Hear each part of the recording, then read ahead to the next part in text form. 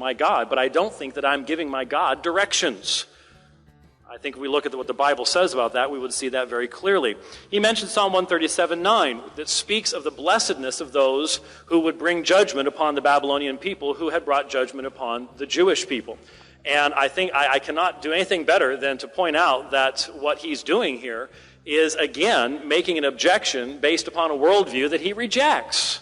What's wrong with dashing babies against rocks? If they're all just cosmic broccoli, if that makes your tribe better than somebody else's tribe, if that gives you their women or something like that, why do you say that's different? Well, because my morality says to minimize harm. Great, fine, wonderful. I know you're created in the image of God. I know that's where it comes from. But that's what the debate is about. Why are you borrowing from my worldview to in essence, fill the gaps in your own? He talks about the fact Jesus never spoke out against slavery. I've heard him say this so many times. I would like to point something out. Slavery not only was limited by the Bible, and you were given rules as to how it was to function that were just amazing at the time in which they were given. No one ever talks about that because that was the primary economic factor of that day. But in essence, what we're being told is, unless Jesus created a revolutionary religion where all of his followers would have to go in and foment revolution in every nation they went to, then we're not going to in any way listen to what he had to say. The reality, of course, is that the New Testament says to slaves that they are to honor their masters so as to bring glory to Christ, and says to Christians who have slaves, treat your slaves as your brothers and sisters. No one ever talks about how radical that was and how it laid the foundation for the end of slavery when the economic system allowed that to happen. But the idea is, well, Jesus needs to be revolutionary. This kind of anachronistic reading of the text in the New Testament simply does not make any sense whatsoever. Dan said that I'm ignoring the early Christian context and all the pagan gods and things like that. Dan just hasn't done his homework. I would invite you to listen to my 3-hour debate with Dr. John Dominic Crossan, one of the leading historical Jesus scholars from 2005, where he debated this very issue. And I'm not ignoring it at all. When he says there is nothing unique about Christianity, that is simply a statement of ignorance. The perspective of the New Testament is that you have monotheism, which was first of all unknown at the time outside of Judaism in any meaningful sense, and that monotheistic creator who did not create the universe out of pre-existing matter but created it ex nihilo has entered into his own creation. The parallels that I've heard Dan use before to Osiris and Dionysus, please go beyond some surface-level textbook. Look those things up for yourself. They are beyond absurd. The parallels that people present there are amazingly bad, and they require you to ignore the vast majority of what the New Testament says about Jesus. He somehow, I guess, does not understand what I was talking about when I was talking about the transmission of the New Testament. He seems to confuse my assertion that the New Testament is the best attested document of antiquity with an assertion that what it attests is necessarily true. Those are two different issues. Content and transmission are two different things. He brought up one issue in regard to the Comma Johanneum, which to any textual scholar, and I have worked as a critical consultant on the Lockman Foundation and the New American Standard Bible, I know something about textual criticism.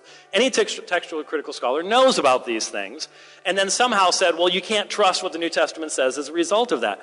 The fact of the matter is, Dan just does not know this field. I'm reminded of what he told Paul Manata in a debate a few years ago. He very proudly proclaimed that John Calvin preached from the King James Version of the Bible. Now think about that for just a moment. John Calvin was French. He spoke French and Latin. The King James is English. I'm not sure why he'd be preaching from the King James Version of the Bible, but there's another problem. The King James Version of the Bible was published in 1611. John Calvin died in 1564. So exactly how did he preach from the King James Version of the Bible when it didn't come into existence for 40 years after his death? It's that kind of confidence of these biblical facts that are not biblical facts at all that I think Dan should be a little bit concerned about in making references to these particular things. Now, going back to his free will argument, I want to make sure that you see where the problem here is. Dan made a statement, and this goes right back to my opening statement. I hope you see the connection here, the consistency, because I invited you to test for consistency. Dan said, that which exists outside of time does not exist. Why? Because I'm a naturalistic materialist. And the only thing that exists is the material world, which is time-bound, and therefore that's just the way it is, because my worldview says so. And I'm going to deny the existence of anything that transcends my worldview. That's what fundamentalistic naturalistic materialism is all about. I'm just going to reject the idea that God can exist in a timeless fashion, that he can transcend his own creation. So what is he doing? By definition, your God doesn't exist. Well, if that's how debates are won, I can simply say, by definition, my God does exist. Let's all go home. But that's not why we came here this evening, is it?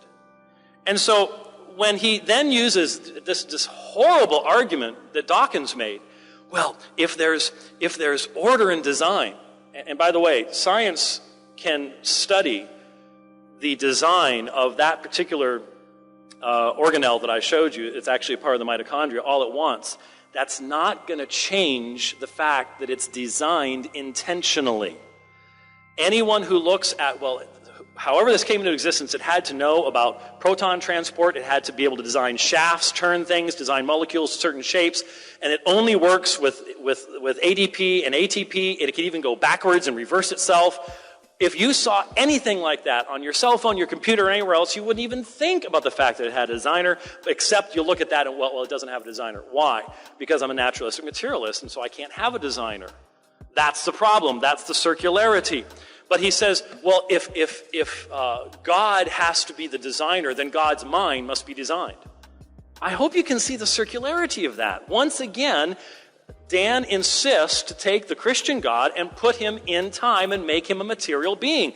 Dan's arguments are great against Mormonism, a God who is in the space-time continuum. A finite God, your arguments are great. To the Christian God, and on this issue, you're not going to find, the Christian orthodoxy on this subject is pretty well defined. His arguments just now, well, there's all sorts of differences. You know, people read the Bible in all sorts of different ways. That's why I debate them too. When people, you said homosexuality, listen to the debates that I've done with John Shelby Spong and with Barry Lynn on that particular subject. They didn't even bring a Bible to the debate. And they lost the debate badly. Just simply to say, well, there's people have all sorts of different opinions doesn't mean anything. People could read your book and come up with all sorts of different opinions. Does that mean that there is no message to your book? Of course not.